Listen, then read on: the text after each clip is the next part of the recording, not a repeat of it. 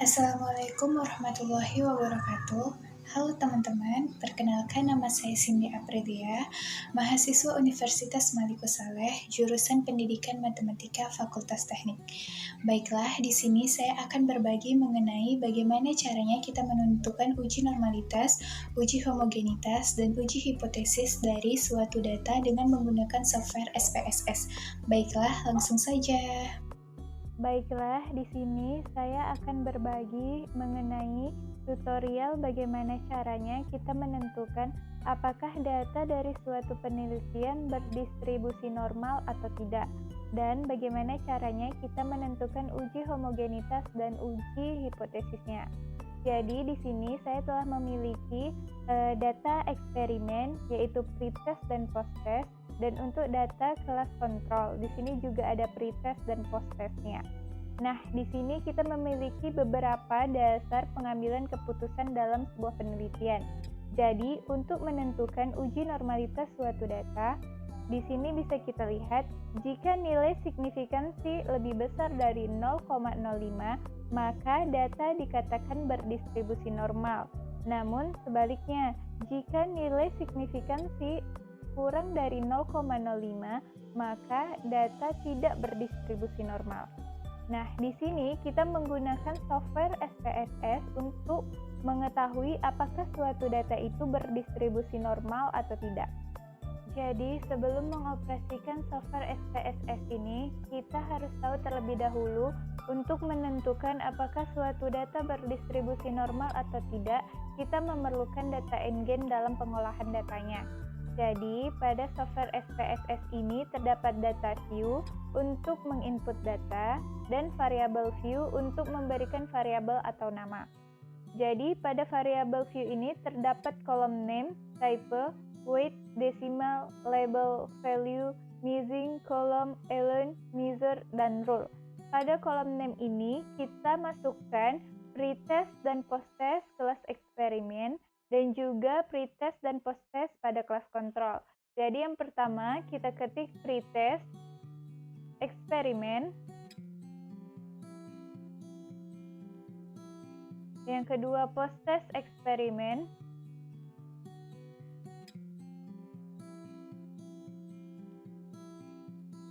Yang ketiga, pretest kontrol.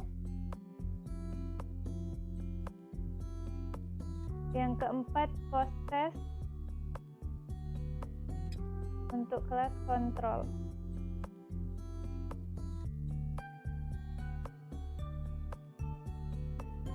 Nah, di sini kita selang satu baris dan kita buat pretest, posttest, dan yang terakhir kelompok. Jadi di sini kita sepakati bahwa kelompok 1 untuk kelas eksperimen dan kelompok 2 untuk kelas kontrol. Pada kolom desimal ini kita ubah semuanya menjadi 0.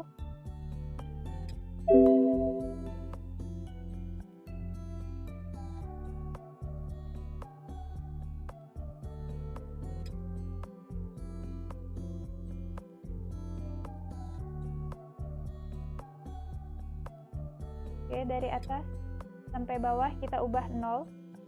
Dan pada kolom measure kita ubah menjadi nominal. Sama, semuanya kita ubah menjadi nominal.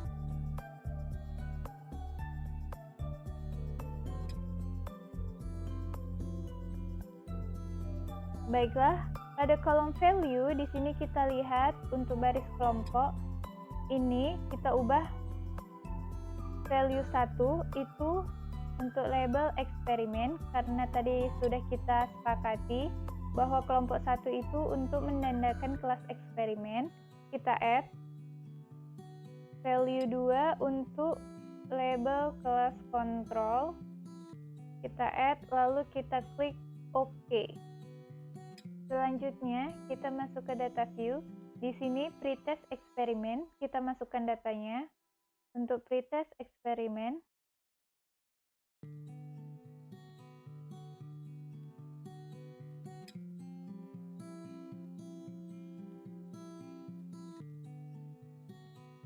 kita copy paste.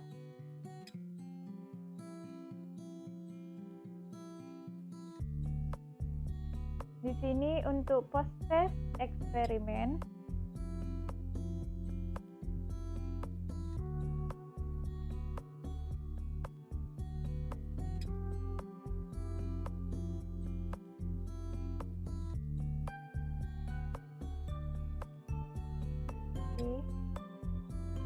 dan untuk kolom selanjutnya itu pretest pada kelas kontrol.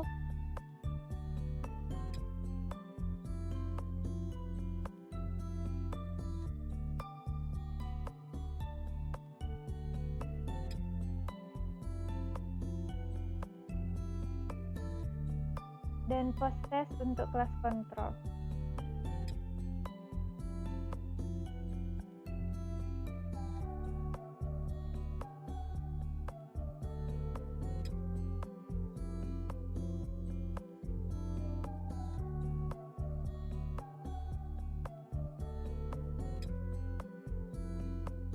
Di sini ada pretest dan post-test. Kita masukkan pretestnya.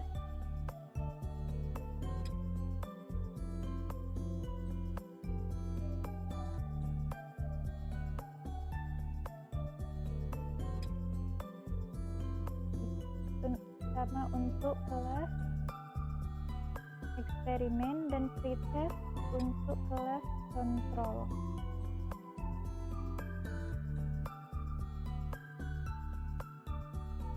Kita masukkan di bawahnya ya. Dan kolom sebelahnya itu sama, post-test untuk kelas eksperimen dan post-test untuk kelas kontrol. Pertama kita masukkan dulu post-test untuk kelas eksperimennya.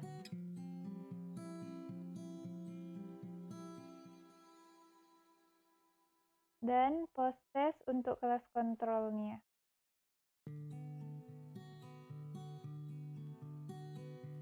Di kolom selanjutnya. Dan untuk kelompok kita bisa copy paste, yang atas itu untuk kelompok eksperimen jadi kelompok 1.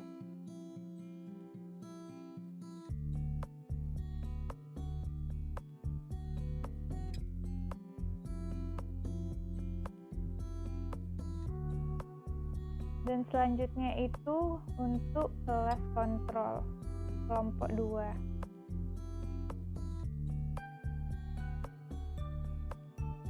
Kita paste di kolom berikutnya.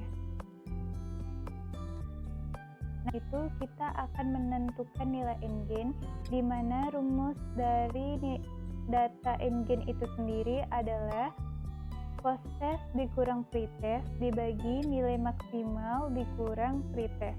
Jadi pada kolom di sini kita akan mencari terlebih dahulu post-test dikurang pretestnya.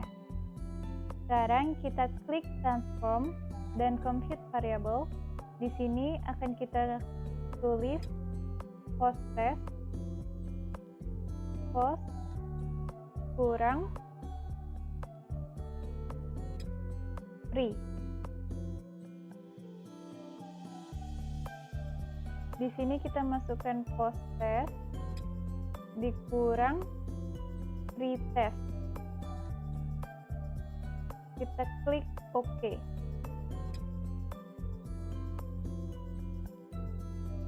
Nah, untuk kolom berikutnya itu kita klik transform, masih sama seperti yang tadi, compute variable. Di sini kita ganti menjadi maksimal dikurang pretest. Kita buat pre. Di sini kita ganti maksimalnya itu 20 karena jumlah soal ada 5 dikali 4 sama dengan 20 dikurang pretest. Kita masukkan, kita klik OK. Dan untuk kolom selanjutnya itu kita mencari nilai n-gain-nya. Sama caranya, kita klik transform dan compute data. Di sini kita ganti n-gain. Rumus n-gain adalah post-test dikurang pretest. Kita masukkan, dibagi. Di sini bisa kita pilih tanda bagi. Nilai maksimal dikurang pretest, kita masukkan. Kita klik OK. Baiklah, setelah kita mendapatkan data Dan selanjutnya kita menentukan apakah data itu berdistribusi normal atau tidak. Langkah yang pertama itu kita klik Analyze, kita pilih Descriptive Statistics, lalu kita pilih Explore. Di sini ada Dependent List, itu kita masukkan N-game. Lalu Factor List, ini kita masukkan kelompok. Dan kita klik Plot. Di sini kita centang Normality Plot with Test, lalu Continue dan klik OK.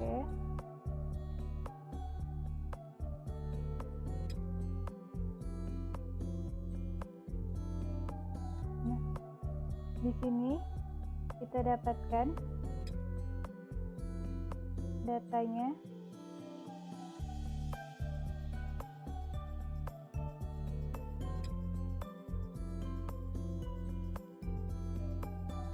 Nih, test of normality. Di sini ada signifikannya.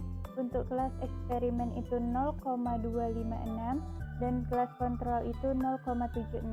Jadi kita lihat di dasar pengambilan keputusan bahwa jika nilai signifikannya lebih besar dari 0,05, maka data tersebut berdistribusi normal.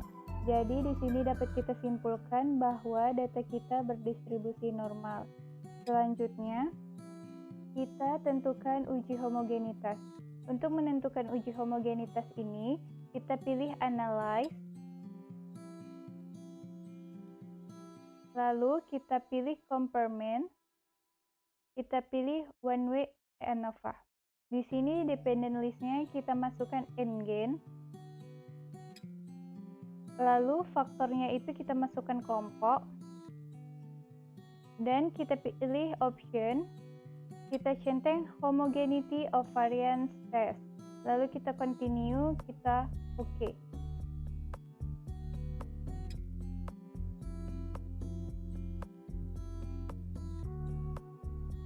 Di sini dapat kita lihat kita cari test of homogeneity. Nah, di sini test of homogeneity of variance. Di sini signifikannya 0,015. Jadi, kita lihat dasar pengambilan keputusan. Jika lebih besar dari 0,05, maka data homogen. Jika kurang dari 0,05, maka data tidak homogen. Jadi, karena signifikan kita kurang dari 0,05, maka data kita tidak homogen. Tidak masalah jika data kita tidak homogen. Kita masih tetap bisa menentukan uji hipotesisnya atau uji T-nya. Jadi, untuk menentukan uji T, kita klik Analyze, lalu kita pilih Comparement. Di sini ada Independent Sample T-Test. Untuk tes variabelnya itu kita masukkan N-gain, dan grouping variabelnya itu kita masukkan kelompok. Di sini masih ada tanda tanya. Jadi kita klik Define Group. Untuk grup 1 kita ketik 1 dan grup 2 kita ketik 2. Lalu Continue dan kita pilih OK. Nah, di sini jelas terlihat ada tabel grup statistik dan independent sample test. Yang paling penting itu kita lihat di equal variance assumption. Di sini ada signifikan totalnya. Dengan signifikan total 0,018. Karena total, jadi kita bagi 2. 0,018 dibagi 2 itu sama dengan 0,009. Sekarang kita lihat dasar-dasar pengambilan keputusan dalam sebuah penelitian. Jadi, untuk uji independent sample T, di sini ada nilai signifikan totalnya. Jika kurang dari 0,05, maka terdapat peningkatan kemampuan. Kita lihat signifikan kita untuk totalnya itu 0,018 dan itu kurang dari 0,05. Jadi dapat disimpulkan bahwa pada penelitian kita ini hipotesisnya diterima bahwa ada peningkatan pada kemampuan siswa.